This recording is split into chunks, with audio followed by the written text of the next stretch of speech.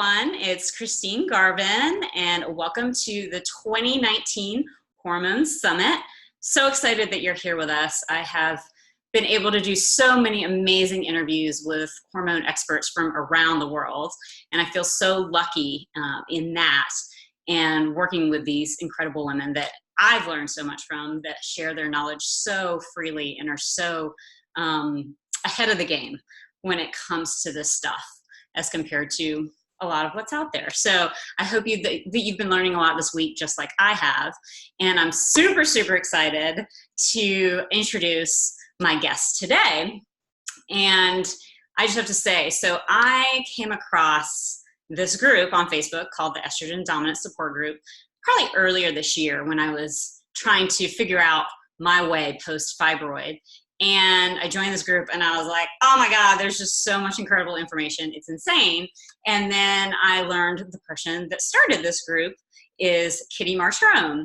And the fact that she even deals with the amount of people and the stuff that's in there, like, it's incredible. Like, I can't imagine trying to navigate all of that. And she's so wonderful and giving with her time and information in that group. And so I needed to know more. So I learned that she had a podcast that is called Stuff Your Doctor Should Know. And it's an awesome, awesome podcast. I listen to it all the time. I've gone back and listened to all the old ones.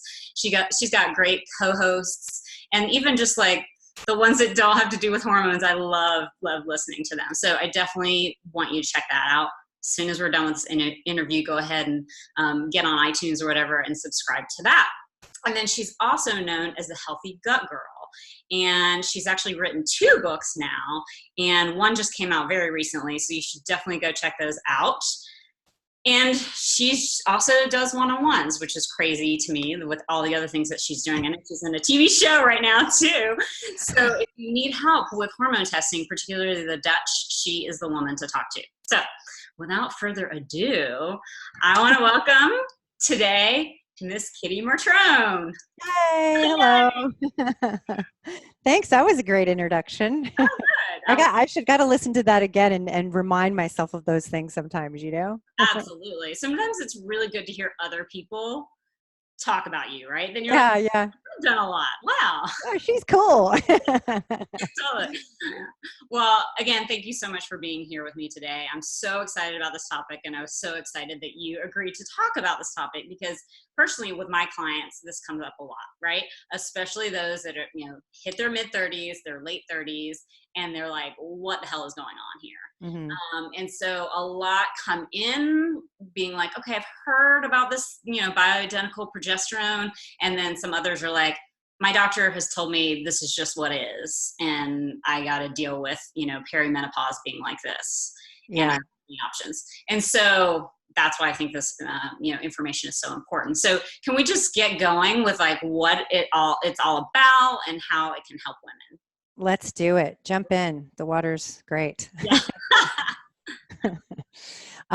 So what was the question? Right? You're like, that was way too much of an introduction to the question. Just tell us a little bit about what bioidentical progesterone is and in what ways it can help women.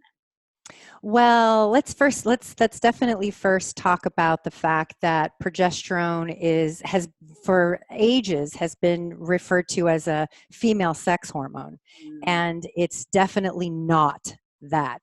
It is a hormone that is a precursor to testosterone and estrogen and aldosterone and cortisol, and men make it in their testes, we make it in our ovaries, but we also make small amounts in our glial cells in our brain. And this is something that a lot of doctors don't know. A lot of medical doctors just don't know. And they think that it's just a hormone that's related to female sex hormone in pregnancy.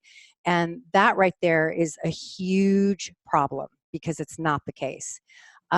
First of all, it's secreted in the ovaries, like I said. It regulates gene expression.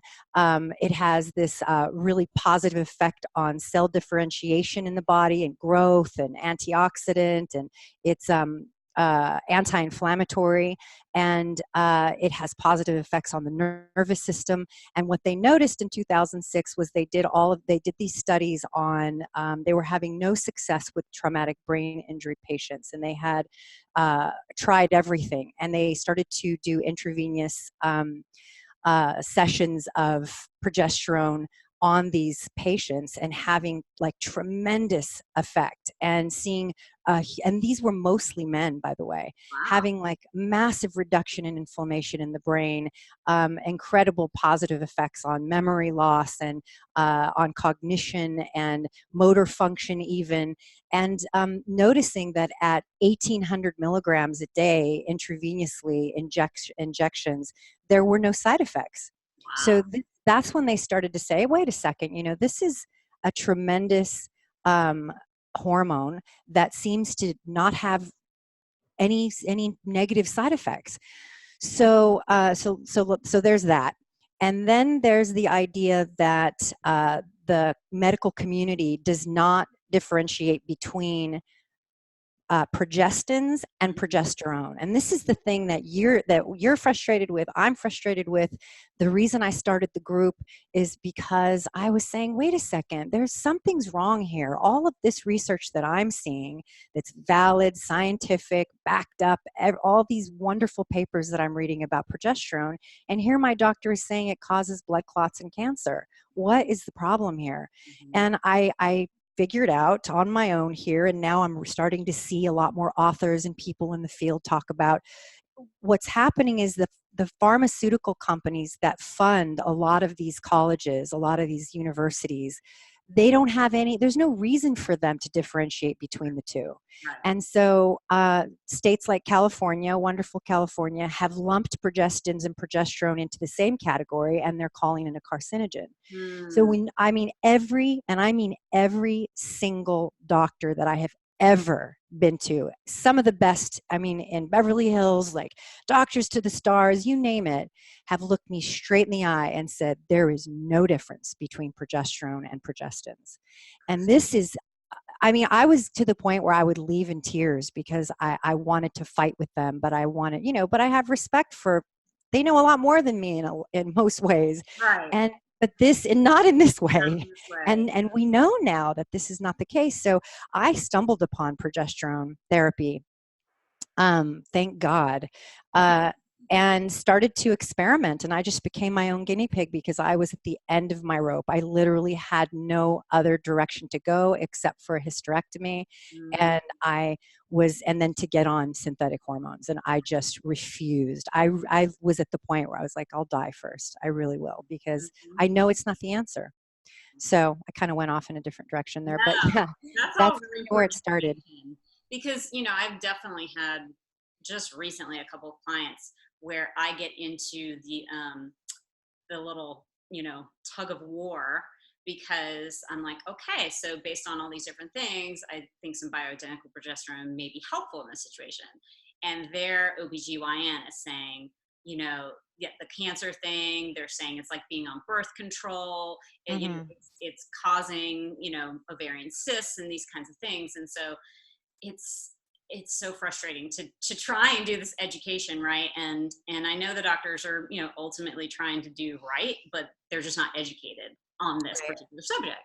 So Right. yeah, super They're important. misinformed is what's really, and that's hard to say because, I feel very humble and I try to maintain that humility when I'm dealing with doctors, because my husband's a doctor and I know what he's been through. I know his level of education versus mine. And I know that there's a level, there's just a level of respect and humility. So I don't want to get into it with them. I feel like it's not my place to, and I respect their opinions. And so, I walk away and then I'm there on my own treating myself, because what else can you do?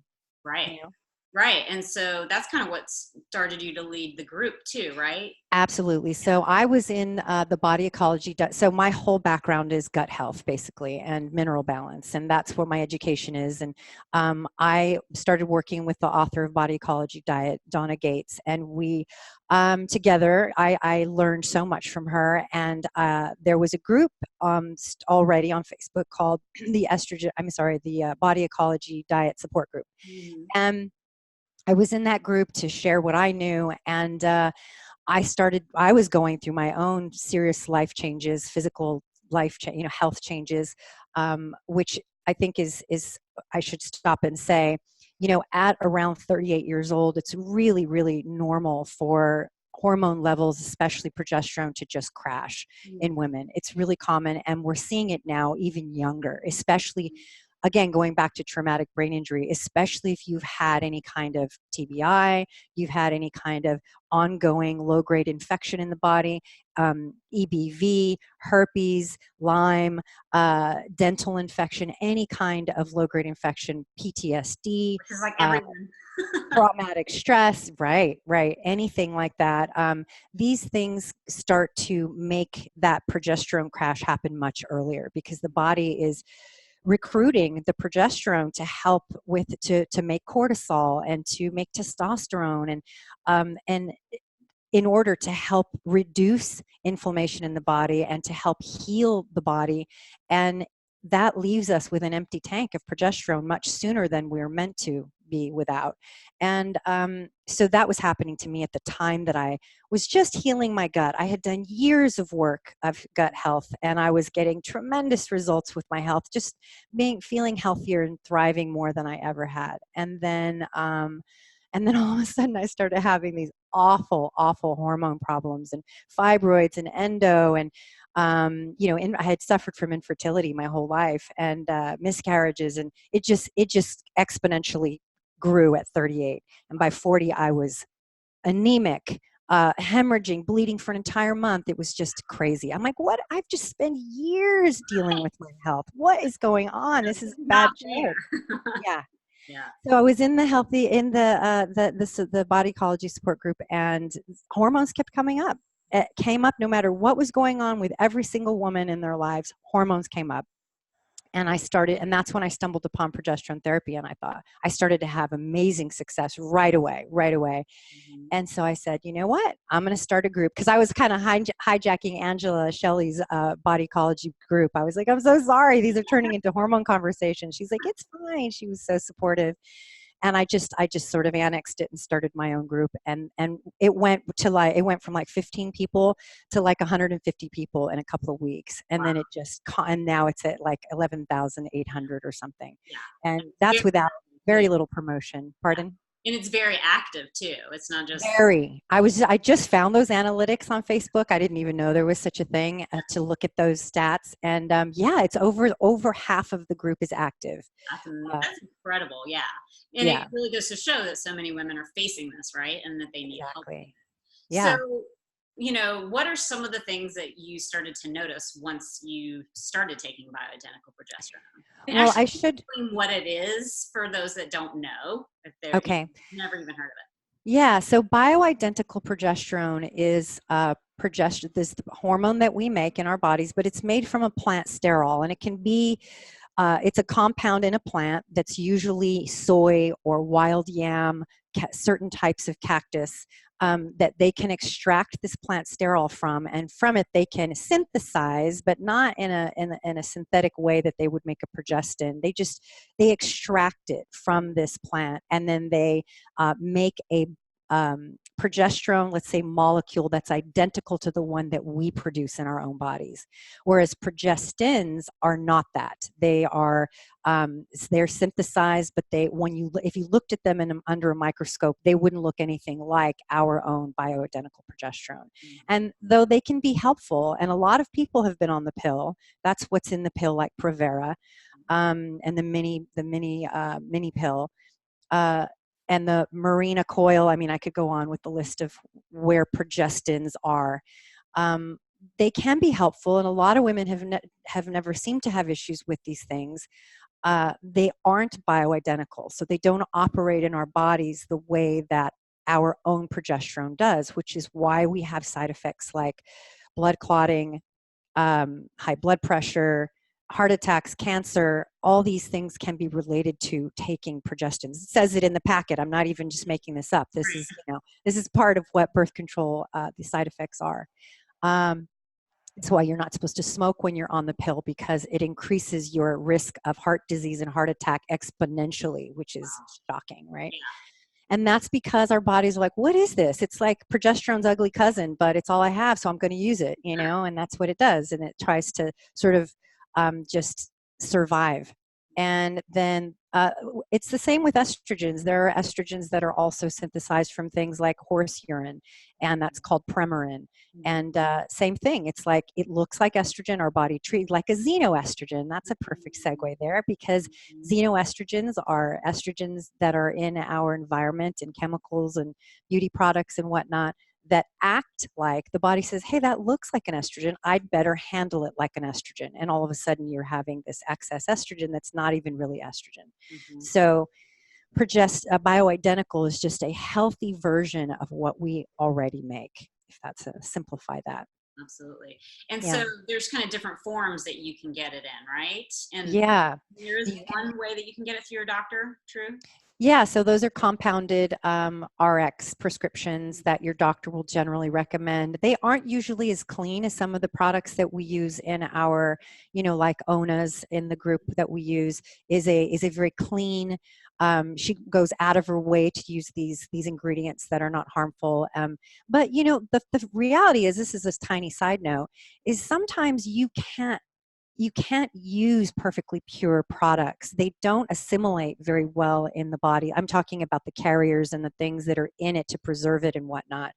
So sometimes you have to kind of use a product that might have some things that aren't ideal, because if you use one that has too many clean or pure things, it makes it harder to absorb.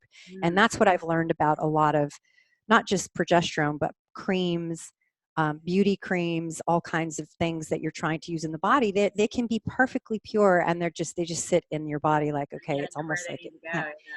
Yeah, because it's got a job, right? It's trying to help you absorb. It's trying to preserve the product. So we look for the best of both worlds, really. And then there's also, there's transdermal creams. There is intravenous and injections, which those would be from your doctor, and those are probably the most easily assimilated and the most absorbable would be those. Then next would, pardon? Sorry, you can't imagine you find those too many places though, right? No, and I can't imagine a doctor who is, that ahead of his time, except for these doctors that were, working on traumatic brain injury patients, who would even be like, oh yeah, here's some, but you know what? They'll send a man home with a bunch of testosterone injections so he can build up muscle, won't they? Of course. Yeah, and work on his libido and prostate and whatnot. But would they send us home with progesterone injections? I never, not in our lifetimes will we see that. And that's a shame, because wow, can you imagine if, when your hormone problems started back in the day, like mine, if you would have had access to progesterone injections? I would have had to get over the needle first, but oh my goodness, my life would be so different now. You're cruising through your 40s, right? You would be like, really, like, because I feel like emotionally, minus, how your hormones impact your emotions, and in other realms, like your 40s are really, you finally know who you are as a woman. You're finally like, okay, this is the path that I'm on, I'm happy with it, I figured out my work and my relationships, for the most part. But then we get smacked across the face with these insane changes in our hormones, leveled with PCOS and depression and anxiety and fibroids and bleeding. It's amazing. It's almost, if I didn't know any better, I think it was designed this way. But I'm not that kind of conspiracy theorist. Sort of. Maybe I am. just a little bit.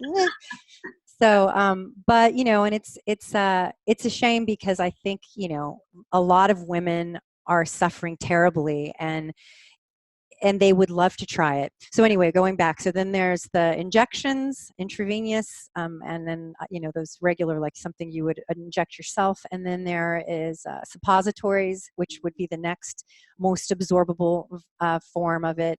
And then, and even this is debatable. Like there's doctors out there who are like, no, the pill, the oral form of progesterone is the most absorbable, but it isn't.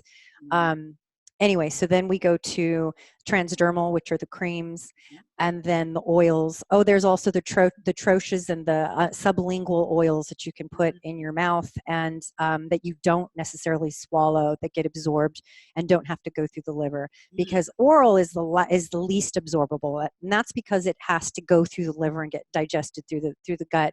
And when it does that, it gets broken up into these metabolites that have side effects. And for some women, those side effects are great. Like it makes a lot of women drowsy and sleepy, so they're able to sleep better. But some women have nausea, and some women are sleepy throughout the day, so that's a problem. So the oral, I've seen in my 5 years of running the group with 11,000 women, I've seen that the pill has by far the most side effects, unwanted side effects, in terms of also the percentage of progesterone that you end up absorbing and utilizing at the end of that pill is less. So it's something like, I can't remember the exact percentage, and I don't want you to quote me on it, but it's very low. So women have to take a lot more, and the pill comes from the doctor. So the doctor's very rarely going to give you that much So I'm usually advising people to do, or suggesting that people do both. If you're taking the pill, I keep saying the pill, if you're taking the progesterone bioidentical pill, to then also add the cream, and check with your doctor on that too. Yeah. So those are the different forms to use. It's interesting. While you were talking, I was thinking, man, somebody could do studies just from the estrogen dominant support group, right? Like, because my husband just said that yesterday. Because that's a good amount of people, and then you have 5 years of this feedback from people on things, so that you actually really can say, okay, this is what we're finding works for the most women. This is what we're finding has the most side effects. And I can put it into age group. I can put it into length of time they've done it, what else they're doing in their lives, if they've had infection, what are the other variables, and the control groups. Oh my gosh, it would be amazing, but I just don't have the capacity for that. Well, researchers, contact Kitty. Yeah, exactly. It's amazing. That would be amazing, but that was a little off subject. But so now that we kind of understand what bioidentical progesterone is, and the different types, I think some women can get to this place where, like, okay, well, this is it, like bioidentical progesterone, I found the thing that's going to change everything. And they try it, and they're like, it's kind of working, it's working in this area but not in this area, or it's made things worse. So what's going on in that situation? Yeah. Well, if you back up a minute to where I was saying that prior to finding progesterone therapy, I had done years of gut work and mineral balance, literally years. So I think that plays a big part into it. So, treating the progesterone like it's going to solve all your problems, but you still haven't cleaned up your diet. You still have unmanageable stress levels. You still have, you haven't done anything with your xenoestrogen exposure. You've not done any work on your gut. These are major factors. And so that's what I've noticed in the group for these years, is the people who tend to have the most undesirable side effects are people who have, and this is no judgment at all. Who's to know these things, right? This is just an observation, is people who are generally on antidepressants or ongoing psychoactive drugs that have been on them for most of their lives, or very long periods of time. They have a very difficult time. I think I have a theory on that. It's because your endocrine system is hijacked by these drugs, and so here you are introducing something, and you're trying to hijack it from another advantage, and it wreaks a little bit of havoc. Then there are people who have who don't do any kind of digestive enzymes or hydrochloric acid, or they haven't addressed, they don't do probiotics or prebiotics. They have some weight issues as far as, and so their diet is a big issue. Maybe they're drinking alcohol, which I think most of us do, but on a, it's not handled. Lots of sugar, lots of processed sugar and processed foods. All of these things make it really hard for progesterone to make a dent in what's going on in your body. So I always recommend, if someone because you can't say wait till you do all of that to these women who are at the end of their rope. Right. So what I suggest is, try it, start it. And then after 3 months of cycling, if you have not seen any progress, or if your symptoms exacerbate to the point of intolerance when you start it, clearly that's a red flag. We don't ever want anybody to push past a point of being physically incapable of handling anything. So, talk with your doctor, and also, maybe start to work on those other things. Work on them anyway. That's the first thing people should do, is start working on their gut health. And so that's part of the problem. Then there's this other really strange thing, that because there has not been enough studies on this progesterone and hormones, balancing out women's hormones through this period in their life, we have no idea what's going on. So when you start, and this is a theory that I didn't come up with it, it's also anecdotal, like I'm seeing it happen every single time, is when you start dosing progesterone, it stimulates estrogen receptors, and the estrogen receptors either start to, they call it, the name that got developed in the group is called kickback. Estrogen fight back, or estrogen kickback, and it's appropriately named because that's what it feels like. It's like you're upsetting the estrogen, and the estrogen is like, wait a minute, But what's really happening, I think, is that because progesterone and estrogen are constantly doing this dance. It's like they're doing the tango, and they take turns leading throughout the month, throughout the day, and that balance is crucial. And so when it's constantly dominating, you've got the estrogen always dominating, and then you introduce more progesterone, there's this period of time where the body has to unload that estrogen, or the estrogen receptors just get stimulated and start to dump estrogen. Something like that happens because it exacerbates your symptoms. And almost all the women feel this kickback phase of, seems like it's made it worse. It seems like the progesterone's made it worse. So there's this 3-month period of time that I say, anecdotally, I've noticed, is women go through that. And here's the trick, or the secret, is, are you seeing any progress? If you are, that's a pretty good indication that you're headed in the right direction. If you're not seeing progress, then there's something's being overlooked, something big. And these things should be taken very seriously. If you're bleeding and you consistently, and you start progesterone and the bleeding gets worse and does not stop, and you go up in dose and it doesn't stop, you've got to go to the doctor. You cannot overlook that. Absolutely. So that's, I think, the tricky part and the hard part about it, is that it varies from woman to woman. Everyone gets different symptoms. Everyone has a different kickback experience. And one of these days, somebody really smarter than me, is going to do much smarter, is going to do some wonderful studies and find out exactly what that phase is all about. And I think it's going to look like a massive injection of progesterone for a short period of time, to saturate the body with progesterone so that phase goes away. And I say that because when the women in the group, and I'm not encouraging this, but when the women in the group have done this, and this is what I did, I just took a chance. I went from like 200 milligrams to 800 milligrams in the course of a couple of weeks. And I was in a state of bliss that I've never known in my life. Everything was amazing and fixed. And then I had to start to manage, because I knew I couldn't stay at that level. I knew that wasn't normal.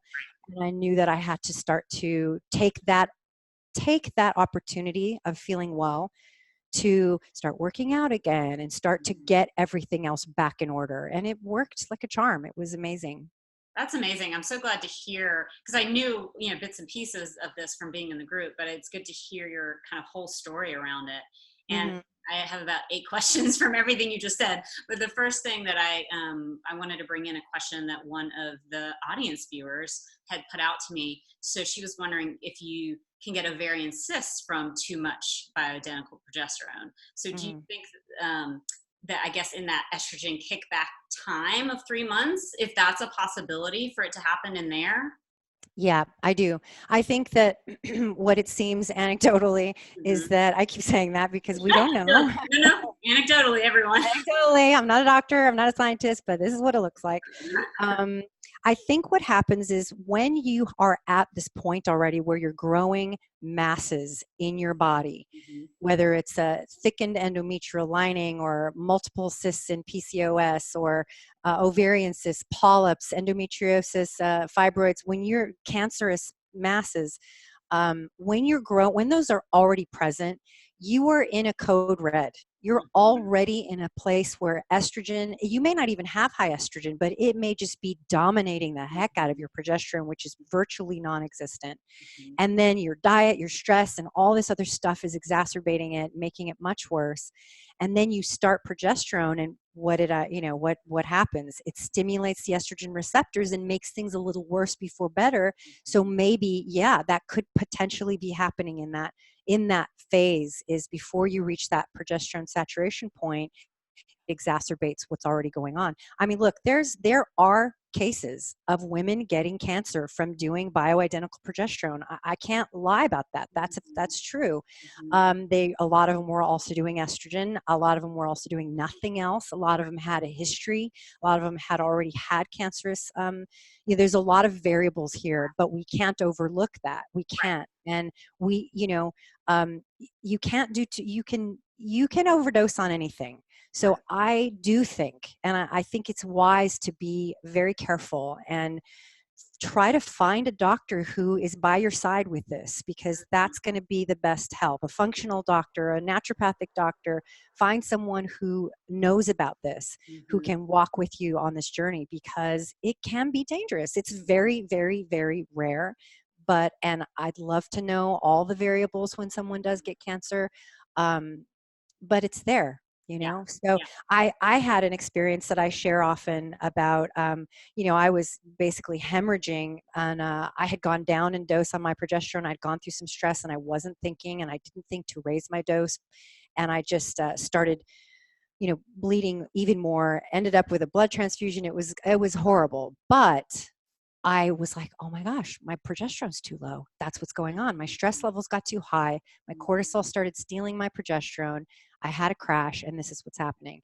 So I went straight up, really, really high in progesterone, and had this, and just passed all of this endometrial lining. I Mhm. thought I was miscarrying again, and it was just this massive release. It's like the progesterone is this catabolic hormone steroid that helps you break down and slough off your lining. And I was building up, building up, building up, and then the progesterone helped me to release that. Now I've had multiple doctors argue and say it's impossible, Right. but I know what I saw. I know what happened. And they were like, "You're just having a bad period." I'm like, "Oh, please, hey, I listen.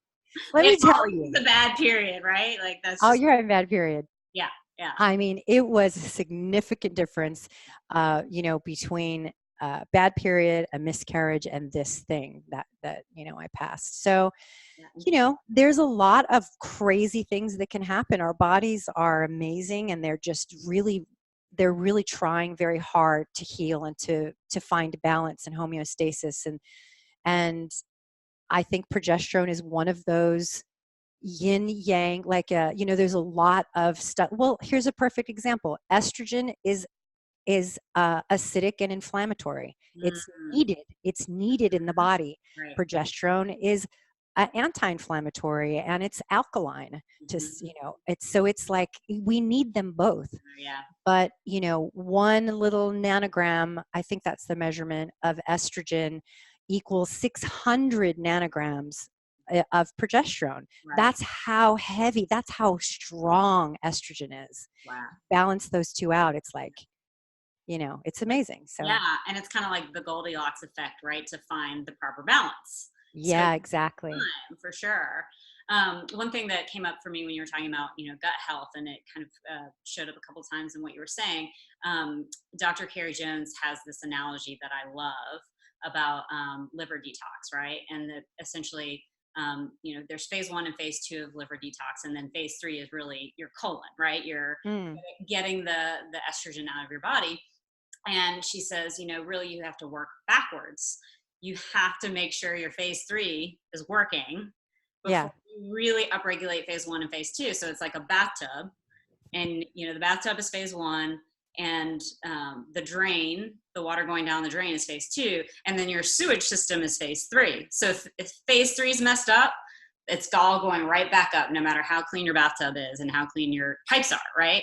And yeah. so I think that's so important. I think so many women can skip over that, like, yeah, my digestion's fine, and they go to the bathroom once every 3 or 4 days, Yeah. or just Or kind once a day with a cup of coffee. of, right, They need a cup of coffee to have one bowel movement. right, That's the thing with exactly. constipation. Yeah. Exactly. And so, we've just not been taught how important it is for our bowels to be moving, and for it to be certain consistency, and for everything to kind of be working so that you can get that excess estrogen out. Because, like you said Yeah. earlier, with the xenoestrogens, I mean, those are all over the place. We can't stay away from those, really. I mean, we can limit Mhm. our exposure, but it's still going to come in. And then if you're not properly getting it out, it's just going to recirculate in your body, right? Yeah. Yeah. And that's a great analogy, the bathtub. I love that. Mhm.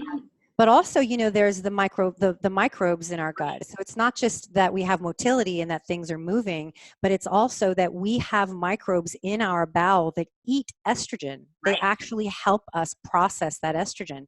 So if you have gut dysbiosis, if you have SIBO, if you've got a bunch of gut related imbalances that are not being addressed, um, you probably have a lot of those bacteria that you need that are missing. Yeah. And so not only do you not have motility, but you don't have those bacteria. And so it's just this whole recycling system. And then you take something like DIM, like diindol methane, and you wonder why you get worse. And people, Right. and so many medical experts and doctors and practitioners are like, oh, you've got high estrogen? Take DIM, take DIM. And Yep. it's like that has nothing to do with excretion and elimination of estrogen. Right. That only has to do with conversion. And even that isn't always what's happening. So Right. when someone has these issues and then they take DIM and there's so many variables and they're like, I'm getting worse. Yeah. It's so confusing. Yeah. And it's a perfect place to start. Dr. Carrie Jones is amazing. Start at the gut. Yeah. Start with that first and start working your way towards phase 1 for sure. That's cool. Yeah. And so on that note, and I just have to say estrobolome because I love that word. I'm like, estrobolome. I just want to say it all the time. The Anyways. only one I can say. There's all the other ones, the etocoleonone, and oh Right. my gosh. Forget that. I'm like, I can spit those things out.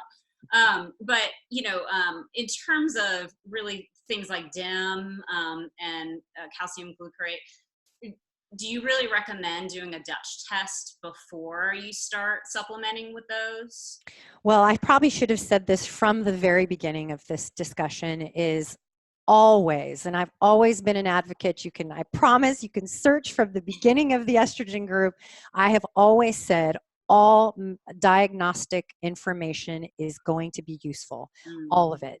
The Mhm. serum blood labs, the hormone labs, mineral labs, what's your iron like, what's your gut mapping like, all of these things are great. And I was thrilled to hear about the Dutch test, which is why I jumped in so quickly to that. And in fact, I'm going to the Dutch Fest at the beginning of October in Portland. Fun, Just so, yeah, you should come. right?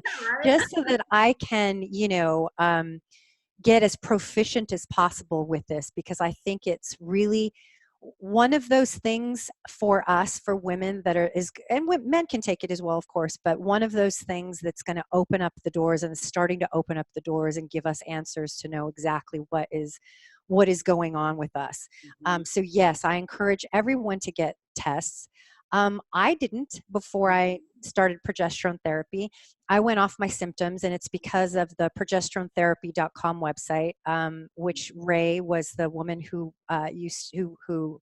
who made NatPro, the progesterone NatPro, Okay. progesterone cream.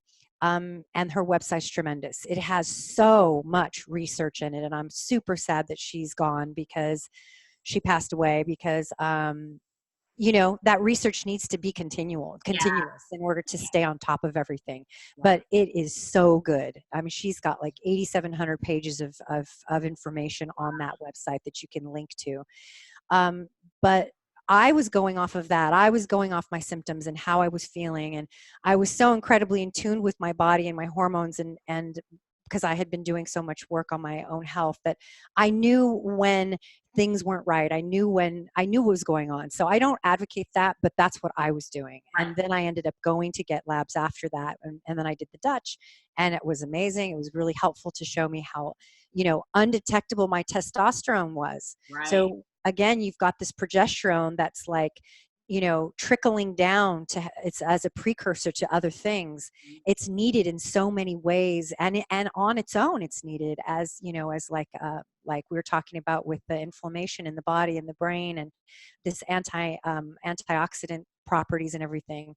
So when it trickles down, it's needed in all these ways, and cortisol is one of the big ones. Mhm. And that is one of those categories in the group, as you know, of women who convert it to cortisol because they're in such demand of cortisol for all kinds of reasons. And that makes it complicated. So when you do the Dutch, you can see, is my cortisol a problem? Is my testosterone a problem? Am I methylating?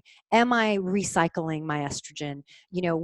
All of these markers are super. I mean, I think it's an incredible investment for sure. Yeah. I wish I had had access to it ages ago.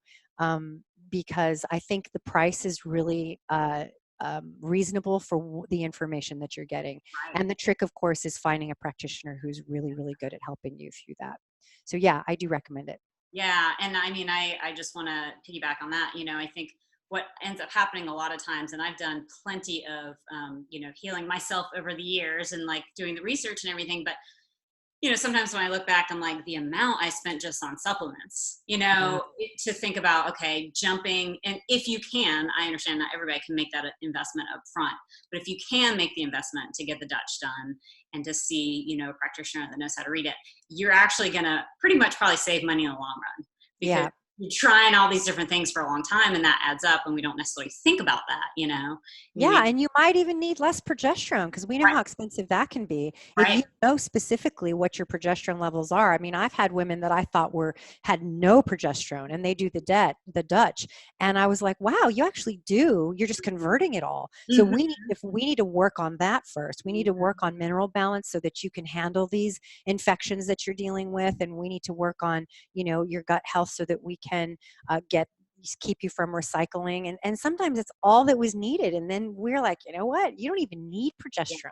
Yeah. And that's happened a lot more than I thought it ever would. I Yeah. thought for sure anyone over 38 was going to Right. need progesterone for the rest of their lives, but it's not the case. And Yeah. that Dutch test is really helpful for that.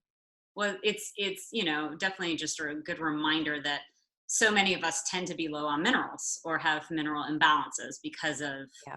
all the things, right? The food, the way that we live our lives, the stress and everything. And I'm so glad that you've brought that up several times because I want women to understand how important that is. Yeah. I mean, you can't even absorb the vitamins and nutrients from your food without minerals. Right. You can't even absorb the vitamins from the supplements you're Yeah. taking without minerals, without mineral balance. Yeah. It's crucial. It's crucial, and it's probably harder, I think, than the gut health. I Yeah. think it's more difficult because, we've got this component that you and I have talked about and heard and goes on in the group in regards to toxic levels of iron and stored in the tissues of the body, including the uterus, which could be contributing to these masses. And this is the, Morley Robbins work, which is starting to look like it's, to me, looking like a huge factor. And that could be why it's so hard to balance minerals, is because of this particular problem. Whereas gut health, if you focus on it, you'll do it. If you Right. focus on your gut health, it can take up to 2 years to get complete and full total remediation of the gut, but you can do it. It's Right. not like a mystery, Yeah. Yeah. Well, and as you're talking, I was thinking about, my own experience with having an ostomy through my fibroid surgery gone wrong, and how interesting it was, because I think obviously Western medicine, allopathic medicine, doesn't tend to think about minerals and, gut health that much. But while I had my ostomy, they're very clear, like, you need to do like vitamin patches, or you need to get IV vitamins because you're not absorbing vitamins and minerals in the same way when you have an ostomy, right? They get that when you have I'm like, so what, it's amazing to me that they're like, oh, if your colon is normal, if everything's working, you're fine. It's like, Interesting. Yeah. no, so you guys have this idea that we need, that there's certain parts of your digestive system that absorb certain things, and that these minerals are really important for your general health, much less like mental and emotional health, and yet that's not focused on if you go to the doctor, right? Right, Like, right. at all, Yeah, I can only assume that that's because they're, it's like tunnel vision, where you're just seeing, um, it's not their job, or it's not it's not in their wheelhouse or their scope of practice to be like, it could be all this stress you're dealing with and this emotional turmoil you've lived with your whole life for whatever reason that could be causing you to have malabsorption. It's Right. like they're not thinking about that stuff. They're Yeah. thinking of, okay, you've got, I'm a gastroenterologist. I'm dealing with crisis and trauma, and we fix that. Now we know you're not going to absorb your minerals and nutrients, so we better, like, it's not for them to think outside of that box, I Right. guess.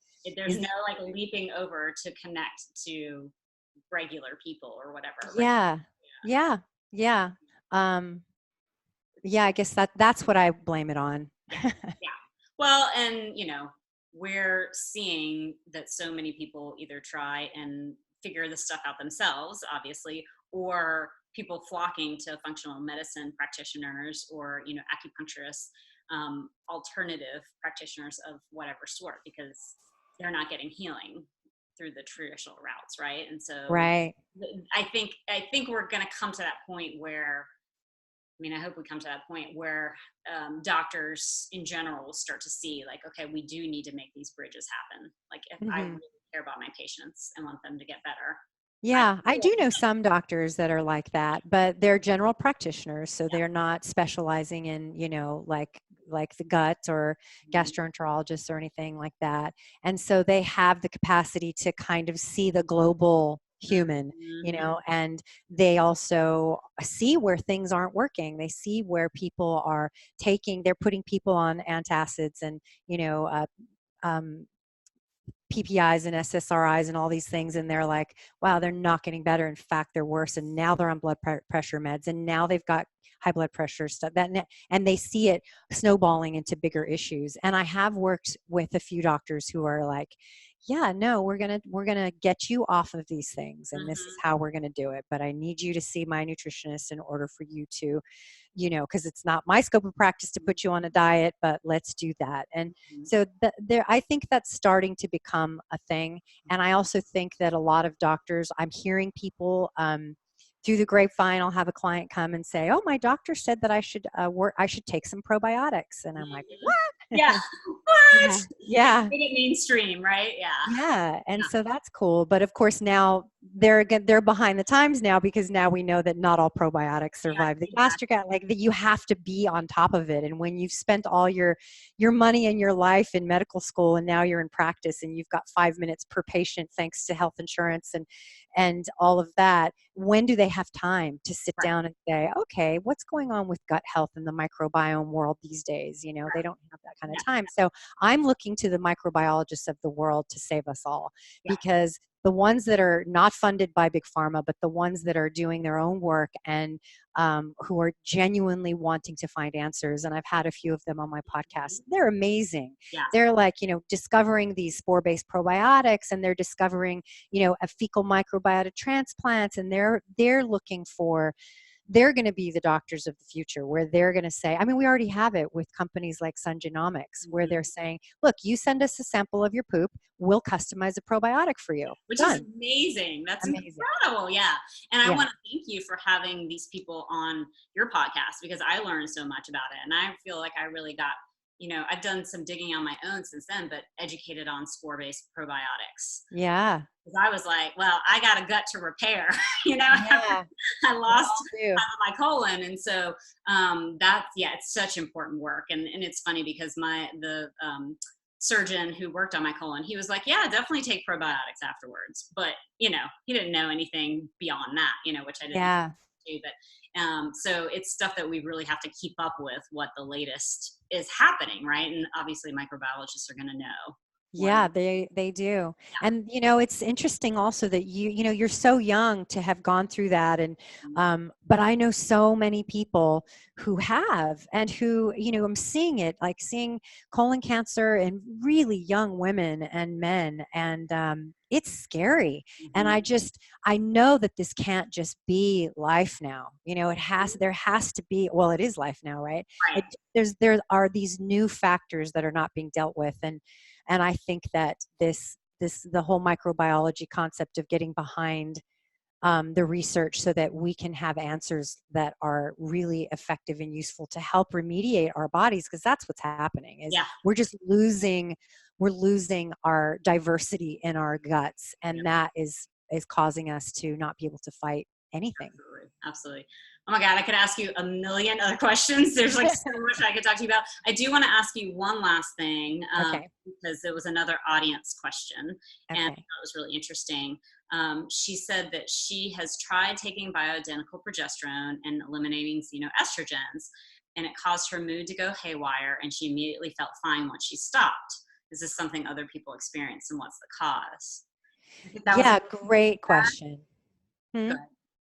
Yeah, it's a great question, because it's so common, and it goes back to that estrogen kickback thing, where and it could, I'm not saying it is, I'm just saying that it's probably, I see the biggest mistakes I see are that people have too low of a dose, and that they're not consistent. So they think that they're in it. So, I've separated these two in my group. This is what developed over time, was progesterone therapy and progesterone maintenance, and trying to figure out which category you were in. And the progesterone maintenance are women who don't have severe imbalance, who they just feel like their periods maybe are a little heavy, or they're not very regular, and maybe they have low libido, or they're having a defective luteal phase, they're spotting in between their periods. And that sounds to me, and usually is a woman who, and they're probably younger, who could probably do the, and I say younger, like before 35 maybe, and maybe they haven't had children. They could do maintenance. They could do where you cycle it during your luteal phase. You start taking it around ovulation, and then you stop once you start to bleed. And bleeding is red blood flow, not just spotting, not just brown, whatever. It's red blood flow. That's day one, and you stop for that time. You stop the progesterone. And then the therapy is the one we were talking about before, where you basically do high doses all month long. And these are women who have PCOS, women who are incapacitated by their hormone issues. And maybe they're functioning, but they are, heavy bleeders. They are heavy cramping. They can't work because of migraines, because of, they have infertility issues. Though that list is long. And those women generally are candidates for the progesterone therapy. And that dose can be anywhere from 200 milligrams to 800. We know people in the group, and I never suggested it, and I never advocated for it, but 1,200, 1,800 milligrams of progesterone a day, who are blissed out and really happy. I'm like, let's do this. I know, right? But it's a precarious situation that needs medical care as well. If you're going to be doing stuff like that, good luck finding a doctor who's going to advocate that.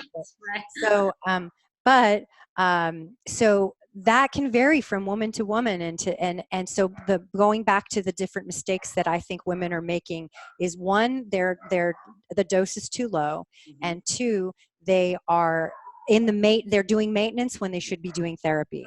And so they're stopping. Or Mhm. they're saying, oh, I did it on this day right before my period, and I noticed that I got a headache, so I stopped.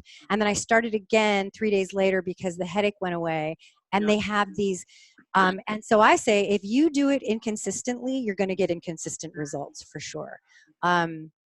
Sorry, that's my dog losing her marbles in the back. I hope it's not too loud. It's not too loud at all. Yeah. Good. She's And like, Mom! she's barking at somebody outside or a squirrel or something. So anyway, so that, I think those are the two big mistakes. So I think that it's possible that this person that asked the question, that it's not right for her. That's the other thing I haven't said. It might not be right for you. It might not, progesterone might not be right for you. It might not be the right time for you. You may not need it. You might have other bigger fish to fry going on in your body before you can address that. And that could have been the case with her. But my guess is that it was too low of a dose and she wasn't consistent enough. And when she did have things get worse, she didn't go up in dose, which is one of the things about progesterone therapy that is recommended in the progesterone therapy website, is that, when you have a symptom, you go up in dose. And that can vary too. It can be 20 milligrams, it can be 50 milligrams. When I started, just to give people a little idea, I started it and I immediately had a migraine. But it stopped my bleeding right away within a couple days. But I had a migraine. My panic attacks got worse. I got really depressed. I remember waking up one day, just looking at the carpet and just sitting there. And I was like, this has to be the progesterone. It has to be the progesterone. Go up in dose. I had melasma across my forehead that was in the shape of Africa, and just got darker and darker and darker and darker. And I remember crying to my husband and saying, what do I do now? I'm not bleeding anymore, but now I'm slightly disfigured, and now I have, I'm depressed and I'm thinking about suicide, and I can't win. And he was like, go up in dose. Wow. He was like, he sat there while I read these pages of research to him and Ray's opinion about stuff like this, and then other women that I knew that were doing mega dosing, and he was like, if you're going to do it, do it. Yeah. You cannot take on something and do it willy-nilly with one foot out the door, because you're going to have a problem with it. You're going to have results like that. Absolutely. So if it wasn't for him, I would have given up and probably had a hysterectomy by now. But he didn't. He was like, look, follow the rules. He's such a rule follower. He's like, follow the rules. If you're going to do it, do it right. Do it. And that's what the difference was. So that's what I think is going on most of the time. Thank you for that answer. Yeah. I think it was really helpful. So, oh my God, this has been so incredible. I loved every minute of it. And it's so wonderful to be able to, talk to you directly about these things. It's like putting all the pieces together. So is there anything that is coming up that you want to let, people know about? Yes. I want to just say to you that, you sent me the message inviting me to do this, and you seemed surprised that I said yes. Maybe I seem busier than I am or something. I don't know. But I jump at the chance to talk about this stuff because, I have been at such a loss with the medical community when it comes to female hormones. And I'm so upset with, there's so many doctors out here, like there's a Dr. Prudence Hall here who's been an advocate for women's health and natural healing and BHRT, who got in trouble, had her license suspended for a while because she was doing BHRT with people, and she had, prescribed that some women go over the top with overdosing on it, and I'm so frustrated about that because, she may or may not have been right, but how often does the medical community mess up with people's health? It's like the third leading cause of death in America is our medical, care system. Right. Okay. And so the fact that this woman is and now she's blackballed. Now people are looking at her, and they look at Suzanne Summers, and they look at these people who are advocating for, let's do the research. But look, don't leave it to me then. Don't leave it to this health practitioner podcast person. Don't leave it to me then. Go out and do it. Put some money towards this stuff and help women figure out how to either injected at home or get intravenous injections, or suppositories are readily available. The FDA is shutting down anybody who is coming up with ideas to do suppositories themselves, because God forbid we stick our fingers in our own bodies. Like, oh my God, Yeah, yeah, the fact that we have digital tampons is a shock to me. yeah, It's like, how'd that get by them, yeah, right?